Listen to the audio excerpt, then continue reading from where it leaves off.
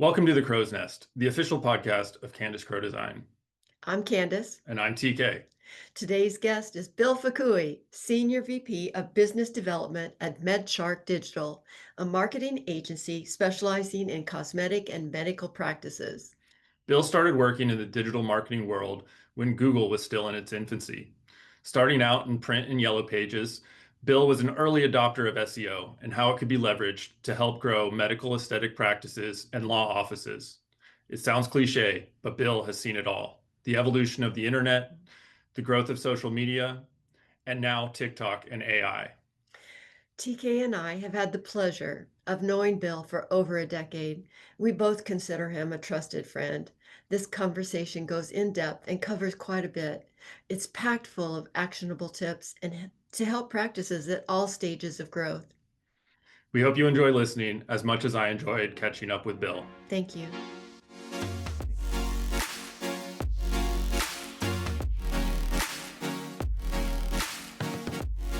Well, let's just get into it. Well, sounds good. All right. So, Bill, I know you've been around a long time. I've known you a long time. You've been in the digital marketing space quite a bit longer than me, and you're quite the expert. We've seen a lot of trends come and go, and I know you've seen them come and go. But I do feel that at the end of the day, a patient is going to pick up the phone and call someone they feel like they trust. What do you think builds trust for aesthetic practices in their marketing? Tim, we go back a long ways, and your mom and such. And I've been in this space, a long time.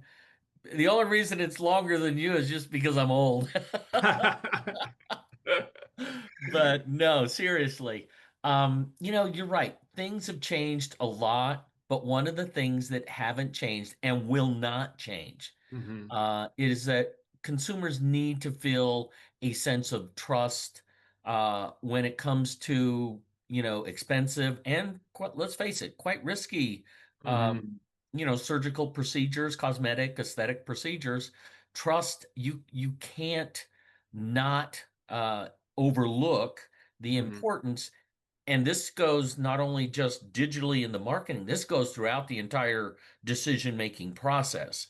You hmm drop the ball at any one of those times in terms of losing trust, and at the end of the day, you're going to lose patience, right? hmm hmm So when it comes to the digital side, though, that's kind of the entry point for if it's non, say, referral based leads. hmm Most of your new prospects, cosmetic, aesthetic prospects, are going to be coming through some form of digital exposure, right? Whether it's social media, Google, AI, whatever it is, right? People are online starting that process, and that's you can't drop the ball when they just get to the door, right?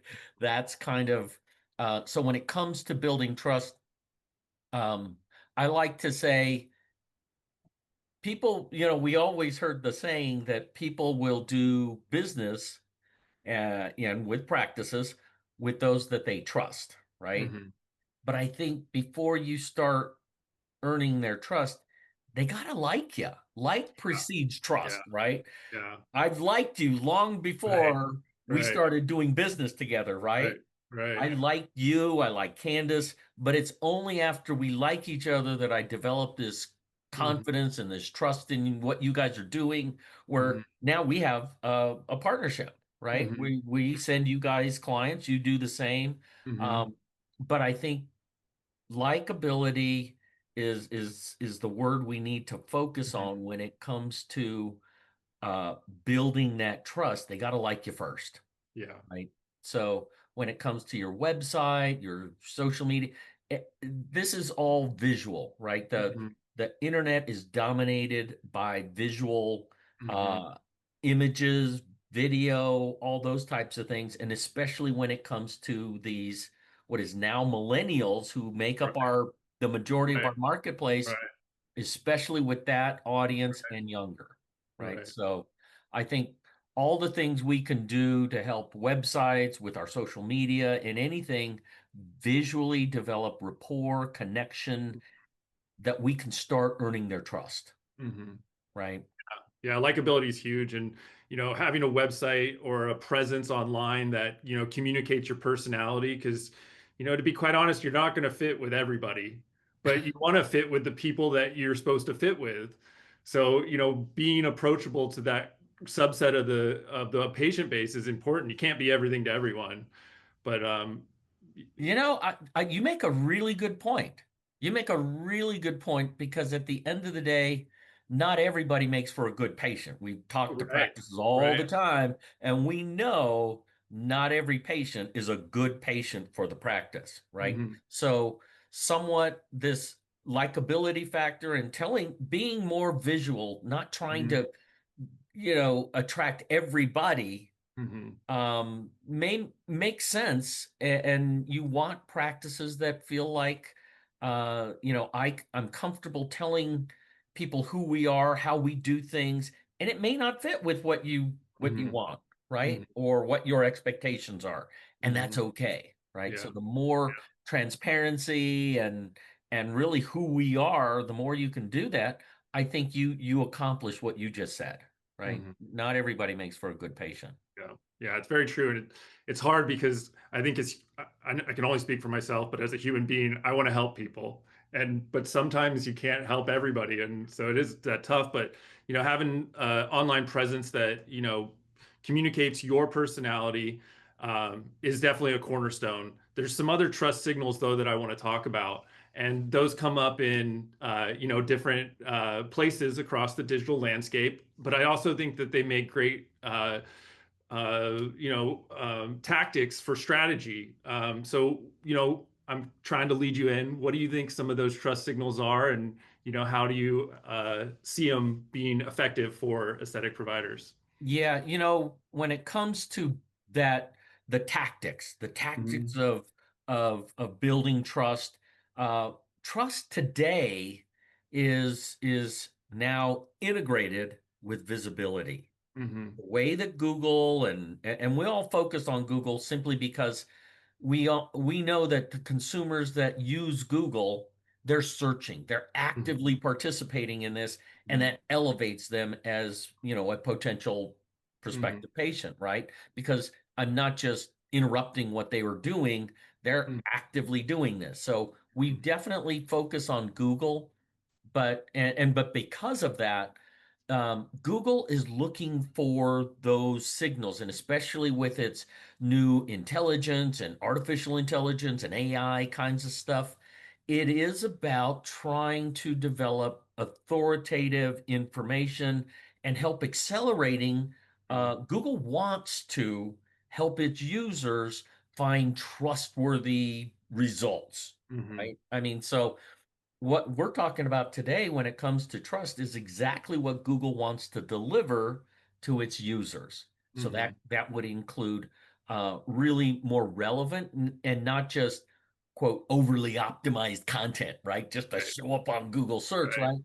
Google's now differentiating between what is high quality, what is useful, what is informational, helpful content for users that are looking for these kinds of things. So you're seeing a lot more query-based types of searches, Mhm.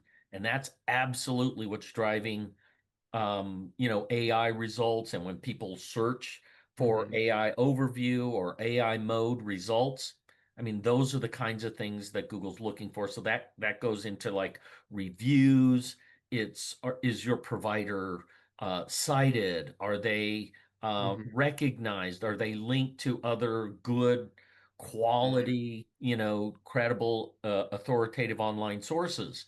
All of those things combined with again user signals like when people do visit your website, do they have the right visuals? I will say things like photos and galleries and all those things all still play a part in building that trust with audience because Google's also looking at those user signals, right? When Mhm. they visit a site and when they visit your Google business profile, photos, even in those types of things, content, all of those things is collectively your digital footprint.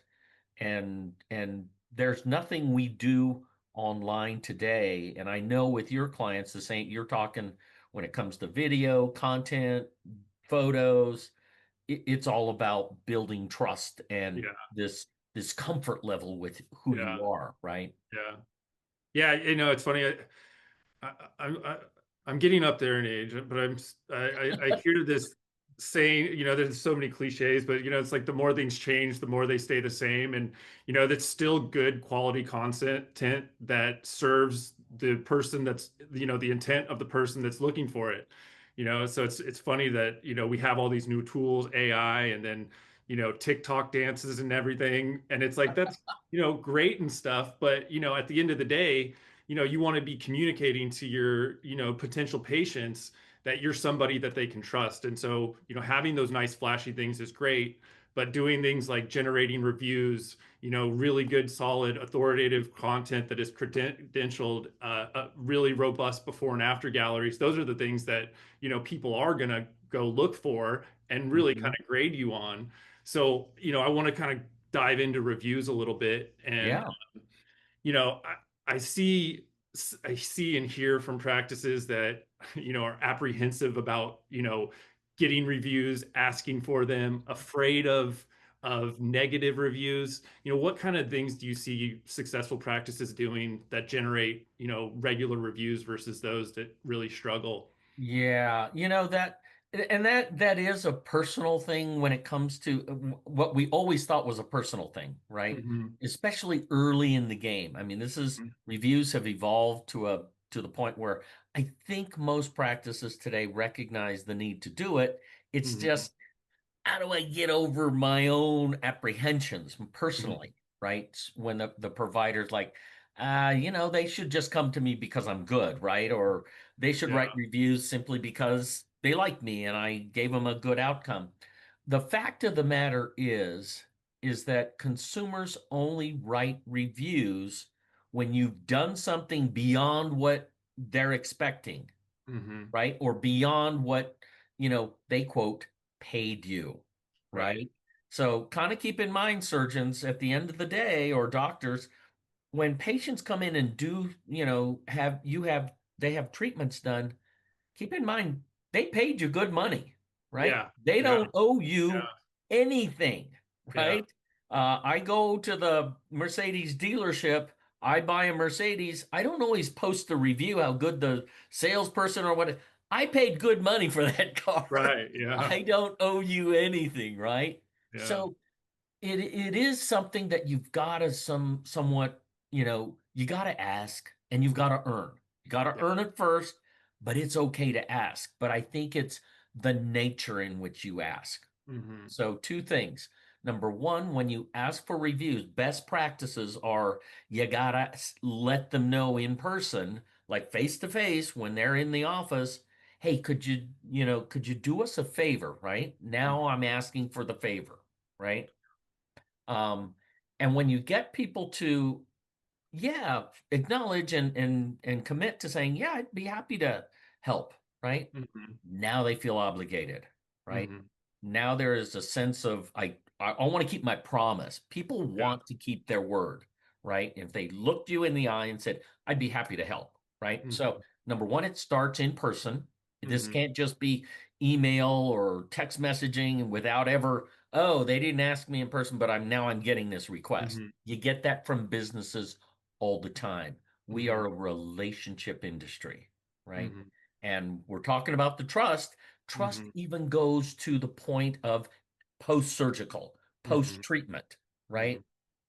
I still need to trust you before I keep this Hmm. relationship going, right? Hmm. So don't surprise them, tell them ahead of times, and then use text messaging absolutely as a means, but Hmm. also email is fine too. I see when you do those types of things, you get better engagement.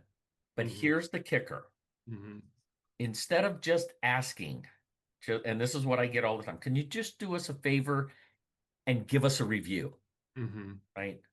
Now you sound like every other retail business out there, right? I Hmm. could be buying shoes, I could be at a restaurant, I can be Yeah. whatever, right? People ask you for reviews. Stop. why don't you ask something a little more helpful for everybody Mhm. and ask them to share their experience about tummy tuck or Mhm. a mommy makeover, Mhm. right? Or if it's a facelift, right? Can you share your experience with facelifts with other patients that may be considering this? Tell your story, basically, and people will start going, Mhm. oh, this is not just a review to help support you. This is doing something more altruistic to help other people like me, Mhm.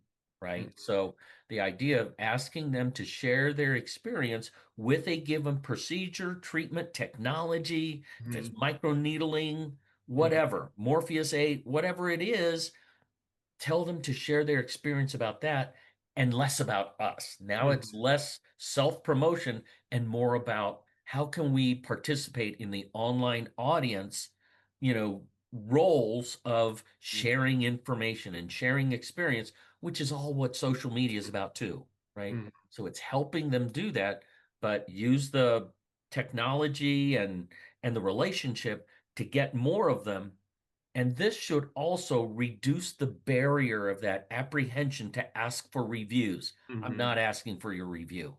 Yeah. I'm asking for you to share your experience Yeah. so that it can help other patients, Yeah, potential that's a great patients. angle, and I'd imagine, if they did studies on this, that you would get longer, more in-depth reviews versus Dr. No question. Joe Doe was great, 5 stars.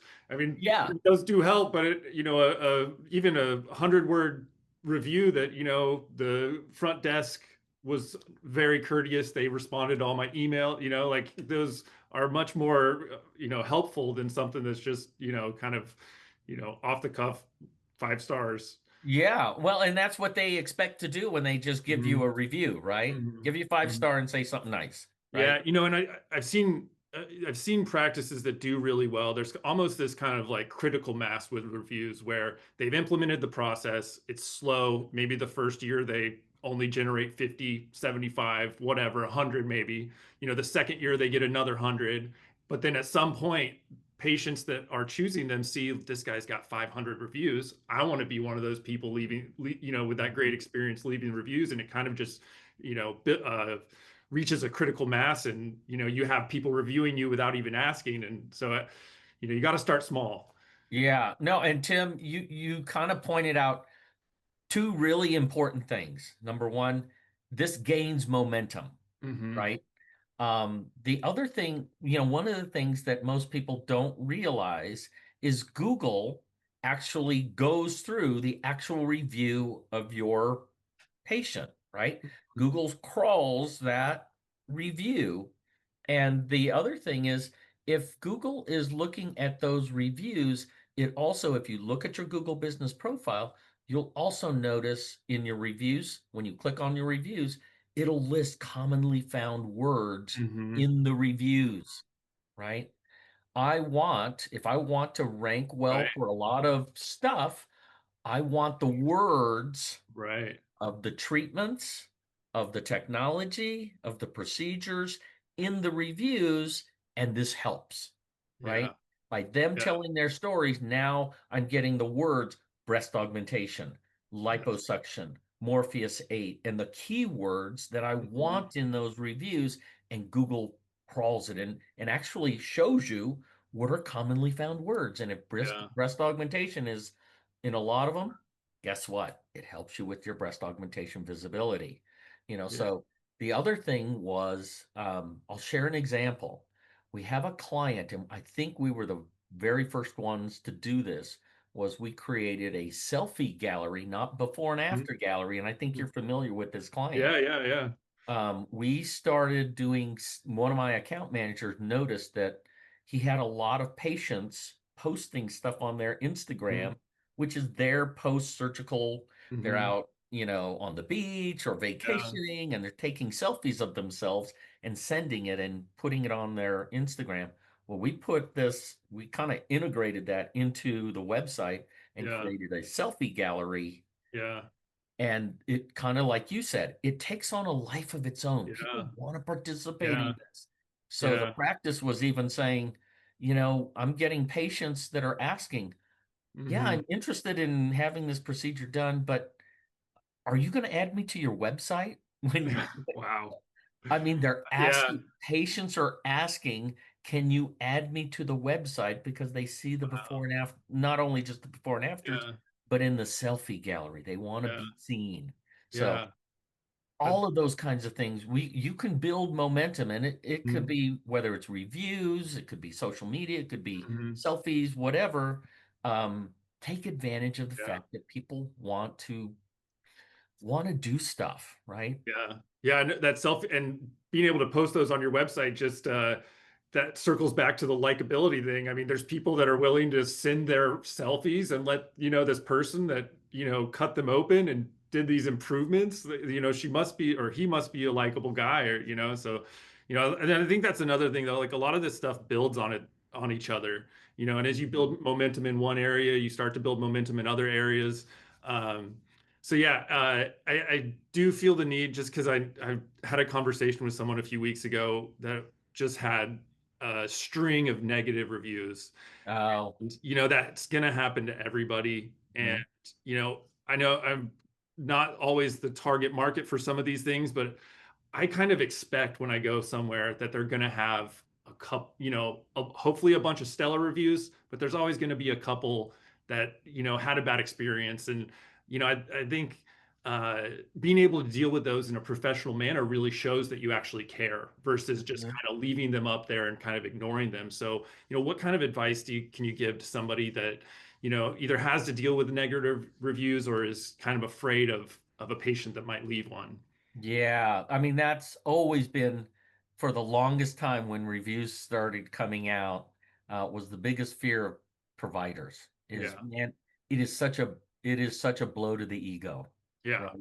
it They is. work so hard and they do everything, and then half the time you're looking at the reviews, it's not about their surgeon or their outcomes. It's about an experience in the office, it was their bill or whatever it is, right? They're always afraid of those negative reviews because it eats at them personally.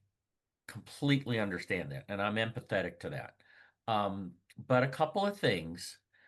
We all know that reviews are part of the world today, right? And nobody is bulletproof, nobody's perfect, but here's what I would suggest. Number one, you need to be responding to every review. I've seen some surgeons that say I only respond to the negative ones because, they're not true or I need to Mhm, defend myself, right? mhm, Um, I would say two things. Number one, why it's like employees. Put your best people on your greatest opportunities, not your biggest problems, mhm, right? Invest in opportunities, and those are the people that like you, that say nice things because they are potential referrers. They are your biggest potential referring audience. You absolutely need to reward and engage them, that you acknowledge what they did, mhm, right, in the forum that they did it.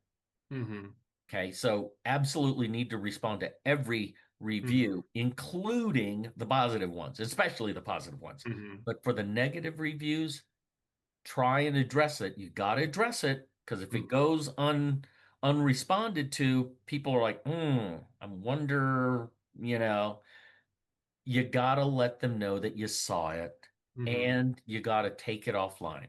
Take it mhm, offline. Feel free to give us a call. Happy to address this, blah, blah, blah, right? mhm. Satisfaction is, we take that very seriously. We take your reviews very seriously. Please call, and we can even say, because of HIPAA, I can't discuss Right. your, Mhm, anything online, but happy to talk with you, over a phone call or whatever. But take it offline, right? mhm, The other thing with, um, when it comes to um, getting more and these positive reviews and dealing with the negative reviews, they add some level of, uh, authentic, right? mhm, If mhm. everything is Yeah. 500, Mhm, 5.0, and zero negative, There's Yeah, it looks something suspect. maybe a Yeah, little not yeah, kosher about that yeah, kind of yeah. thing. So it's okay to have the occasional 1, 2, or 3 star Mhm, review. Just address them and mhm, work at getting more of those positive ones. Um, and then I think the other thing would be on negative reviews. Uh, I think those are opportunities, right? mhm, Number mhm. one, you can address them, Right, but at the end of the day, when you address them personally, they may be things you didn't even know about. They're right. like Yeah. satisfaction surveys, Mhm, right? If you mhm. can deal with them, you may get it taken off and it Mm, may turn into a positive one. I actually heard a story where that yeah, happened. It was a yeah. complete misunderstanding and Mhm, they went out, removed it, and posted a positive one, right? yeah. Lastly, this is the last thing I'm going to say on this is if you get a negative review, everybody's wanting to know, can I get it removed? Right? Can I get it removed? Right. They're hard to get removed. You have an opportunity to challenge them with Google that they are maybe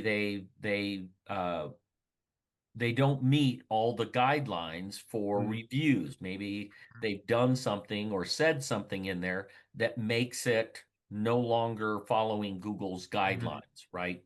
mhm, So you can submit to mhm. have it removed, but I think Google only gives you 2 chances. You can submit it Right. once, and then it'll tell you, "Hey, your removal request was not approved. You've got one more chance, and then it's final. There's no more, always asking to get it removed.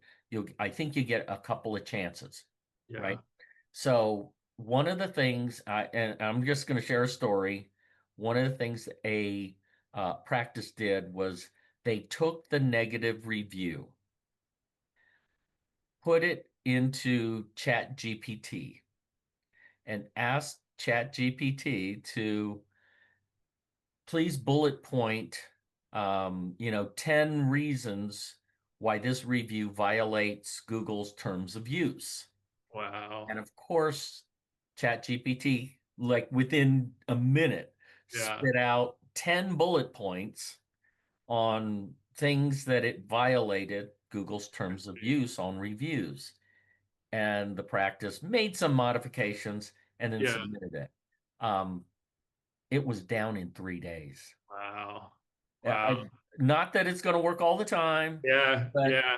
It's a it's little just yeah, another example of this AI. It was yeah. crazy when I heard Yeah. that. No, I that's great. was I've heard other stories about, people putting insurance claims in and asking ChatGPT to do similar things. So there is a little exploit there now. I do, and if you have a bad one and it's, not a patient or actually does violate the guidelines, I would definitely encourage people to do something like that. But I think trying to build on the positivity is probably a better yes, strategy of focusing on yeah. getting new and better positive reviews. But that is a good, and ChatGPT is coming a long way, and there's all sorts of interesting use cases like that. So I appreciate you pointing that out. Yeah. But I think your point is valid.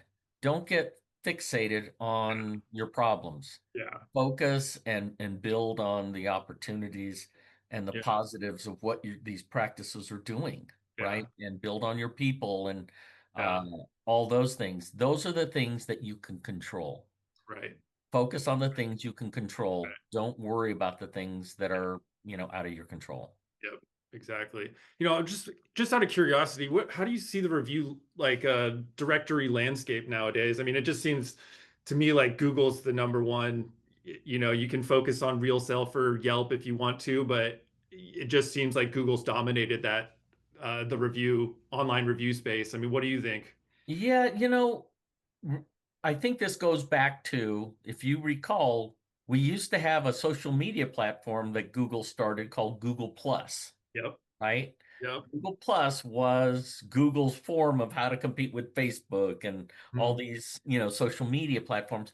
But it realized fairly early on that it was not going to compete with that. Mhm. So it didn't dismiss this user engagement, this consumer engagement, type of thing. it still saw huge value in that, Mhm. right?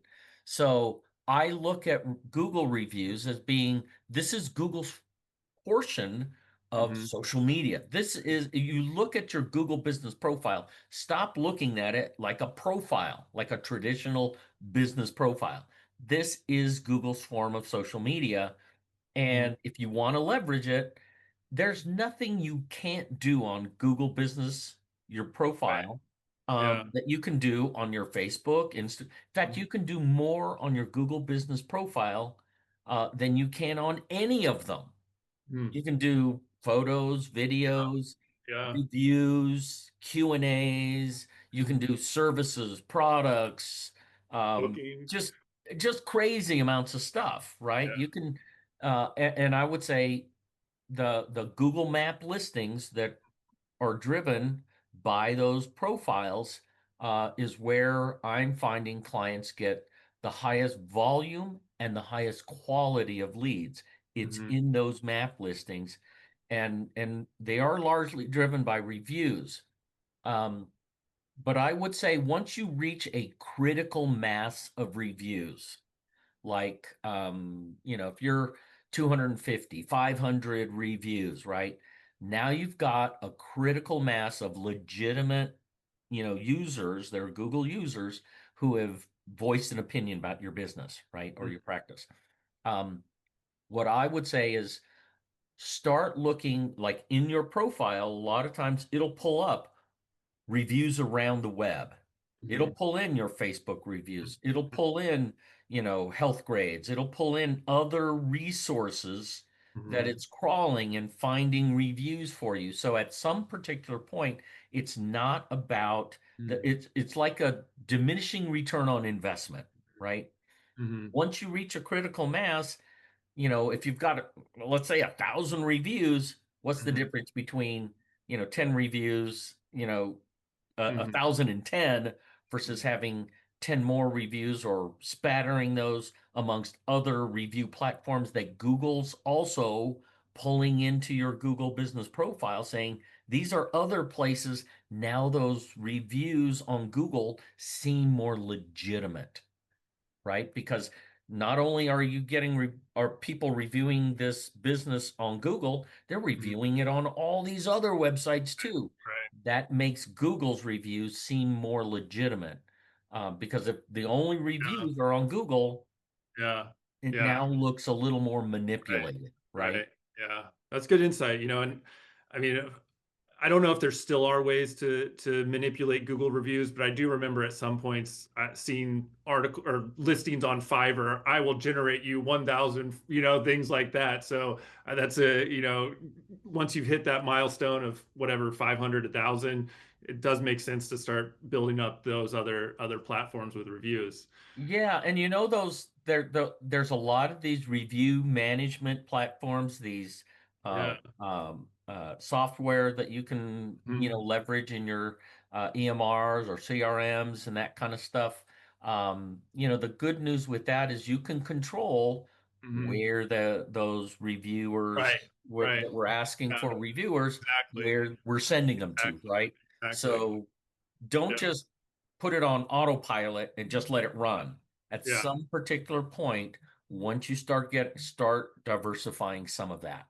Still Yeah. Googled number one, Yeah. but don't underestimate the value of having reviews scattered around the web because it adds legitimacy. Yeah. No, that makes total sense. Thanks. I want to kind of pivot a little bit. I actually just saw a news feed item come in through ASPS yesterday about a man who had. Did you see this?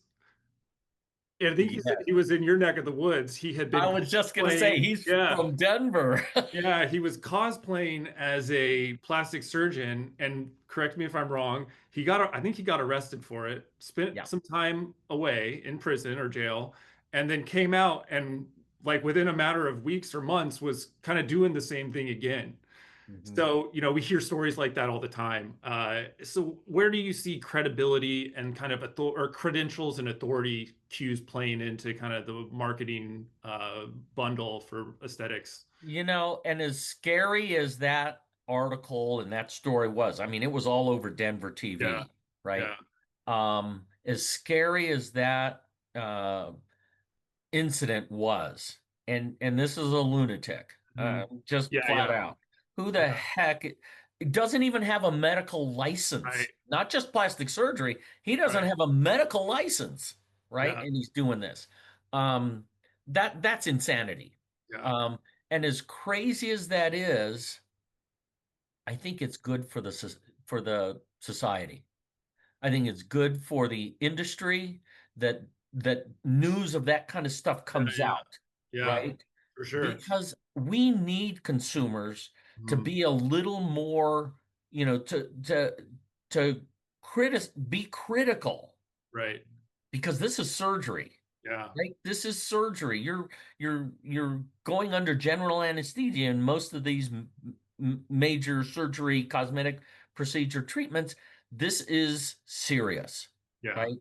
And I don't, as much as it's about marketing and getting more patients and stuff, at the end of the day, this Mhm. is about, the Hippocratic Oath, do no harm. This is about helping people. This is what we do, Mhm. right? And I think stories like this help wake up consumers. Yeah, That I have got to, I've got right, to take care of my own self now. People aren't going to take care of yeah, me anymore. So right. I have to look at my insurance. I have to look at the credentials of who I'm, who it's Mhm. not just who's on the insurance list anymore. Right, It is, okay, they're on my list of providers. Now I'm going to check them out. right. Now I go and check them out. Consumers need to be more Yeah, vigilant about their own health, their own services. So I think it's actually going to work in the industry's favor. I know everybody hates seeing those kinds of things, yeah, but I think it grounds consumers yeah, to saying, "Wow, this can right. actually happen? Yeah, How could this actually?" yeah, And unfortunately, people that didn't do any research, you know, um, they had some bad outcomes, which yeah. caused him to get turned in on the first go round. And it wasn't until this next round where he came out that consumers started looking into him. Mhm. And that's when they reported him saying, "Hey, I heard this guy." And then then the news, the news stations picked it up and everything else. But Yeah, it's because consumers started looking. These weren't patients, these were consumers that were looking into the practice. So I think that actually is helpful, mhm. right? Helpful. And I will say that AI, the thing with, if you're going to market for visibility in AI, whether that's Google's AI mode, in AI overview, on Chat, GPT, Gemini, any of these uh, artificial intelligent platforms, it is about how do you become more trustworthy, more authoritative, more cited. So if Mhm. you're a highly credentialed, highly visible plastic surgeon, it used to be years ago, they said, "I'm the best surgeon, I'm the most recognized surgeon out there, but all these young guys are now Mhm. ranking ahead of me and everything else." Well, AI is going to start leveling the playing field where just marketing in and of itself isn't going to Right. always trump somebody who's Yeah. legitimately the person, right? Whether it's a male or female provider, if they are legitimately the person, right? They're going to get rewarded for that. Mhm. So don't lose sight of the fact that what we do as professionals will ultimately, the cream will rise to the top at some particular point. Don't give up on that for those providers who do all these things, get Mhm. published, or are doing things to promote and advance the treatments and the outcomes of patients. You guys will get rewarded in the Mhm. long run, especially as AI starts looking for other things to help add that validity to Mhm. your background and credentials and reviews, etc. Hmm. Yeah, that's really interesting. I never thought about the AI part of that, but what do you like? What do you think from a patient perspective? There's 15 surgeons around me. They all have credentials. They all seem, they all have a white lab coat on. Mhm. how would one of them, kind of stand out, not necessarily as better than any of them, but as kind of a more of an authority figure in the space Uh-huh. or online? Well, I think, a lot of things could be in press releases and other sources. So it can't just be things that are found on your website. Mhm. It's got to be things that are being found in other media, Mhm. on other local, resources. So press releases, articles, and things that are not on page on your site are always going to be signals that are votes of confidence in who you are, etc. I think the main thing when it comes to, um, because we don't want to say we're better. I mean, Right. I've actually seen, and I don't, uh, you know, promote this to clients to say you're the quote best at anything, right? Although I've seen that on Google ads, I've seen that on See it everywhere. websites, I've seen that on other things. Yeah. I know that society doesn't like that kind of Yeah. stuff. I don't promote or recommend my clients put best of anything, just even if it's in the title tag and trying to hide it Mhm. when people search. I'm not a big proponent of that. I think Google will figure that out eventually anyway, right? Mhm. What I do say is don't underestimate the impact of the visual messages, whether that's your before and after galleries. And we know that before and after galleries is where, when you look at the analytics, that's Yeah. where consumers, and I would Mhm. say buying consumers, right? Right. The ones that Right. are actually purchasing are Yeah. the ones that are spending time to go through reviews and Yeah. stuff. So if you want to build up your credibility, so when, you're right, there's maybe 15, 20 other providers in a given area, right? Mhm. And the consumer reaches out to them, and says, "Hey, I'm interested in a tummy tuck," Mhm. right? Kind of keep in mind they're sending that email, that form submission, or that text message to probably five other practices just to, and they made a judgment that these out of Mhm. these 15 practices, these maybe five I'm interested in, right? Mhm. So they've done something to elevate their likability, their trust. But I've reached out to these five practices because I'm interested in maybe considering what they charge, etc. Right? Mhm. When you do get those types of leads and you follow up, I think the biggest missed opportunity that practices have is they don't leverage the assets that they have. They just assume everybody saw them, right? Right. Or Yeah. they'll get to them when they come into the office. Right. No, we need to start spoon feeding our best audience, which is actual prospects who've reached out to us. They Yeah. are elevated to A list. Those Yeah. are A list Right. people, right? I need to spoon feed them links to my tummy tuck gallery, right? Mhm. I need to link them to, if they're asking about how much do you charge, man, you've got to put a link to a affordability page. And if you don't have one, you need to create one. But you Yeah. got to follow up with these people. So it's not just hoping they stumble and search Right. and stuff on this. Right. For those A-listers, man, you spoon feed Yeah. them the best and most important information, and Yeah. that's credentials, it's videos from the surgeon, so they start liking the surgeon. It's Mhm. seeing an affordability page where we can have, the average consumer can afford high-end plastic surgery, Right. right? Right. And financing and things like that. And then if you're asking for a procedure or information about procedure, you got to send them to FAQs. You got to send them to, and absolutely, videos and before and after galleries are critical, because I'm going to tell you, patients that come in, nine times out of 10, they'll say, "Oh, I saw your before and afters, and I think I want to have you guys do mine." Yeah. Right. Yeah. So I think all of those things are part of that.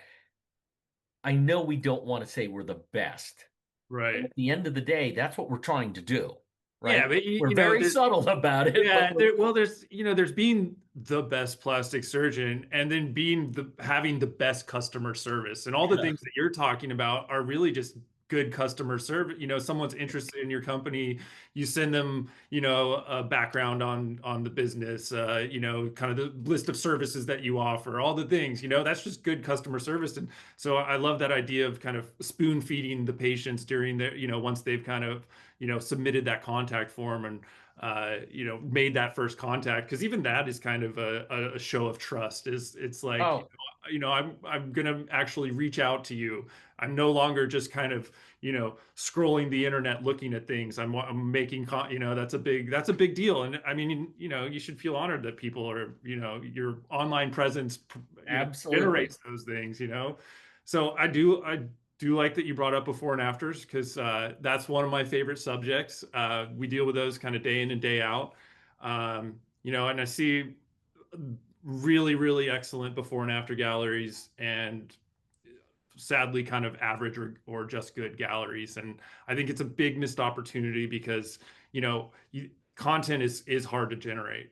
It just Hmm. takes thought and planning and execution. And I think we've given some people some ideas on content in this conversation, but the piece of content that surgery practices create every single day are before and after photos. So why not do your best at them? And so, what do you think makes the difference between, a really great gallery and something that's just kind of, you know, I, average? I think I think two things. Well, three things.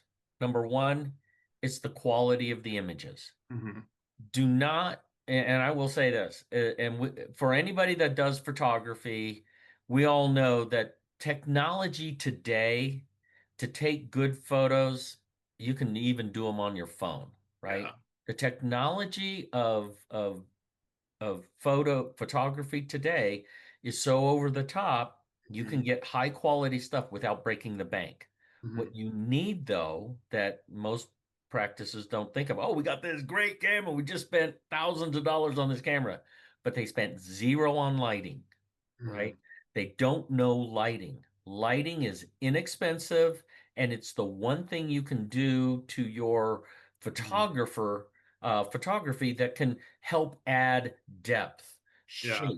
shadows, all those kinds of things. Yeah. Lighting will Yeah. make or break the quality of the photos. Um, the other thing would be in terms of, what I would be recommending for galleries is don't be afraid to put more than 10 on a page, Right. right? Right. Especially with today's users, they're used to scrolling, they're doing Yeah. this right on their phone. Yeah. And so every time you just have 10 or 5 and then they got to Right. click to go view more, now Yeah. you're interrupting Right. that Right. pace. I Yeah. want them to see as many as possible, the shortest period of time, so they can ultimately Hmm. find themselves. Right. Because that's what people are looking for when they're looking for before and afters. They're looking for somebody that looks like them, right? And with the outcome that they want. So this looks like me. Yeah, that's what I want to. That's kind of what they're scrolling through. They're not just looking at, oh, how good is this guy or this gal? Yeah. That is part of it. But Right. at the end of the day, they're looking through somebody. I used to say this with cosmetic dentistry.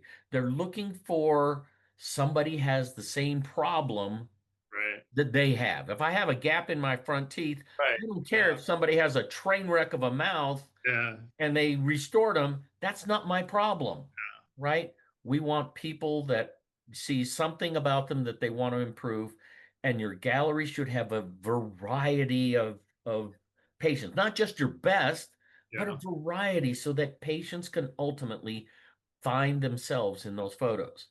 Yeah. And then probably the last thing is kind of what I was just talking about is your galleries. The reason we like your galleries is they display really well on mobile, right? Yeah. They have got to display on mobile because we know that that's how people are experiencing them.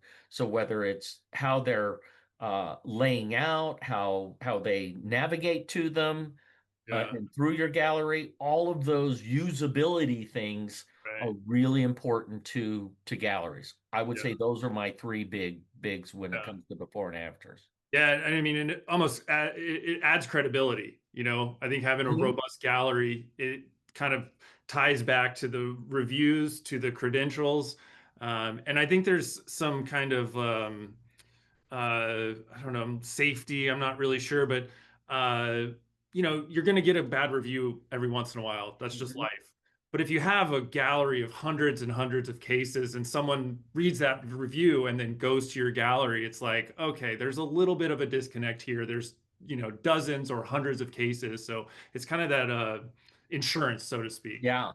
Well, I think it's the other thing too is we all know when we read through reviews ourselves. I'm reading through a review and immediately I going, God, this person's a loon, Yeah, right? right. Based on what they're Right, writing, right? right. They're Yeah, like going, they almost discredit themselves half the time based yeah, on what they're saying. They're like going, wow, this person is yeah, God, no, yeah, this person is not a nice person, right. right? Yeah. So I think as consumers, they're distinguishing between what is a legitimately bad review for a good reason and those that are just quote Mhm. disgruntled, Yeah, right? I think consumers are becoming more experienced with reviews, yeah. and I think high quality content, useful information, compelling imagery, graphics, photos that are real, Mhm. that tell your story.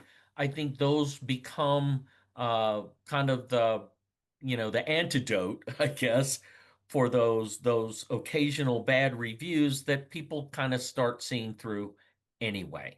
Right, right. Yeah, no, that's a good point. And we talked about so much, and we've covered a lot, and we could probably go on for another hour. And I've just looked at my clock; it's already been almost 45 minutes. But you know, we talk about the importance of reviews and credentials and before and afters is social proof and building authority and visual evidence. If you could give practices one piece of advice for aligning reviews, credentials, and photos into a cohesive strategy, what would it be? Um, I'm sorry to put that's you a on the good spot like that. that's a really good question. Um, I would say start looking at your digital marketing, everything you do online, as how can I integrate that with each other, right? Mhm. This is not about, oh, this is what we do on social media. This is my Right, Facebook. Or we used to say, oh, well, that's content that right. you should go onto your social media, or that's content that should go on a page, or that's content that should go into a blog. Yeah, yeah, And we silo our content. We right. silo everything. Reviews. Oh, that reviews, that's for our reviews thing, right? Start looking at everything with more the lines between all the different platforms that you're marketing on. They should be grayed out. They're Right, almost right. all, Yeah, they're most all one and the same today, right? Because we live in an audience where everything is digital, hmm and that's where they're getting 90% of their information. Um, but I would say start looking at it through integration eyes, yeah, right? yeah. Integrate, and you will find that you get better results by integrating social media into your website. You'll get Mhm. better results on your social media when drive people who've been onto the website to your social media. Now they're getting to know you on a more personal level, the audience, right? Mhm. Integrating, the more you integrate, the more results you're going to get. Yeah, I think that's a great point. And I used to tell people to look at their Google Analytics and what kind of pages were popular, what people were searching for, and then use that as your kind of other content, development strategy. So I think that ties right into it. Yeah, very, very true. There's nothing you shouldn't be able to leverage in terms of data today Yeah. that can apply to any of the platforms, whether it's a Google business profile post Mhm. or a social media post or a blog post or adding an FAQ onto an existing page, right? Embellishing existing website content or doing a press release or Mhm. posting an article, on other platforms, right? Anything you can do to start integrating your content. Don't think that, that this piece of content has to go in this, Yeah. in this Well, and then it compartment. just kind of it kind of comes off as inauthentic if you're kind of one Oh, person over here and one person over here and one, so I really that really hits home for me. But Bill, it's always a pleasure. I appreciate you so much coming on the podcast. Before we wrap up, where can people find you? you can reach me at medsharkdigital.com. And I have my phone number, email, all that stuff on there, but medsharkdigital.com, or you can just Google Bill Fukui and and you'll find me. Awesome. Awesome. Well, Bill, thank you so much. We'll definitely put that in the show notes. And thank you again for being Tim, a guest. always a pleasure. You and your mom and Crow, Candace Crowe Designs have been in this industry as long as I have. You Yeah. guys are really one of the most trustworthy Oh, thank you. businesses Likewise. that I know. And Likewise. I can not only call you a colleague, but I can call you a friend. So thank you. Thank you, Bill. Likewise. I appreciate it. Have a great day.